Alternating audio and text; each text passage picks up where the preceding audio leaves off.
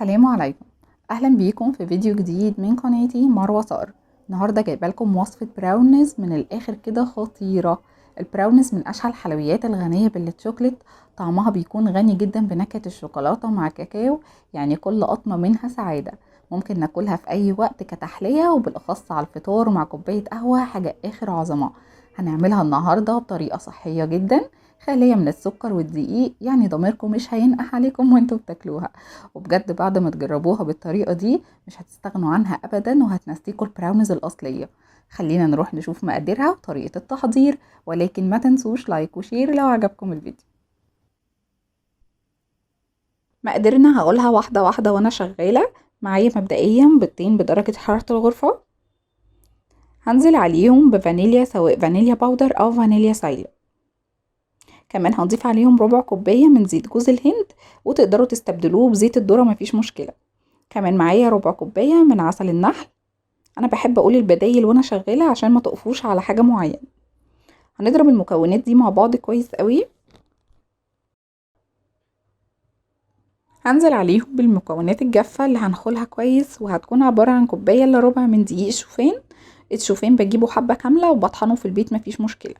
بضيف عليهم كمان نص كوباية من الكاكاو الدارك الغير محلى، وربع معلقة من البيكنج صودا. البراونيز ما بيتحطلهاش بيكنج باودر لان هي ما بترتفعش زي الكيك العادية. تمام. هننخلهم بقى بالشكل ده عشان اي حاجة كده ما اتطحنتش كويس تطلع معانا بالشكل ده. هضيف كمان نص كوباية من الزبادي، ما يعادل 105 جرام، اللي هي العلبة الصغيرة، وياريت الزبادي يكون خالي الدسم. كمان هضيف رشة من الملح. نقلب المكونات مع بعض كويس قوي.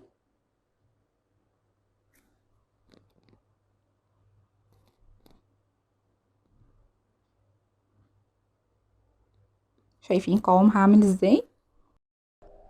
وفي النهاية هضيف عليهم 100 جرام من الشوكولاتة الدارك، ما يعادل نص كوباية.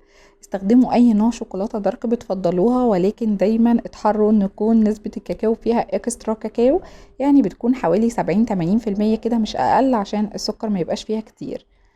تمام كده. هنجيب بقى صينية مقاس من 18 ل20، ما تكونش كبيرة عن كده، عشان البراونيز بتاعتي عايزة يبقى ليها سمك شوية، ما تبقاش مسطحة جدا. وخدوا بالكم ان هي ما بتعلاش زي الكيك، فلازم نراعي الحتة دي. مقاس الصينية مهم جدا.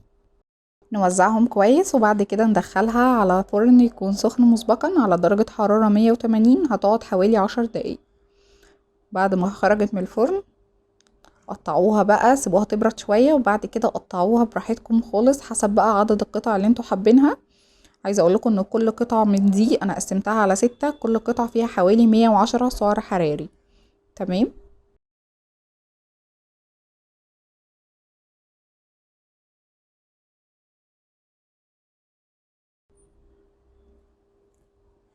شايفين تحفة جدا، الشوكولاتة سايحة جواها وطعمها بجد خطير، فلافي قوي قوي من جوه. بجد لازم تجربوها، وان شاء الله هتجربوها وهتعجبكم جدا. ما تنسوش لايك وشير لو عجبكم الفيديو.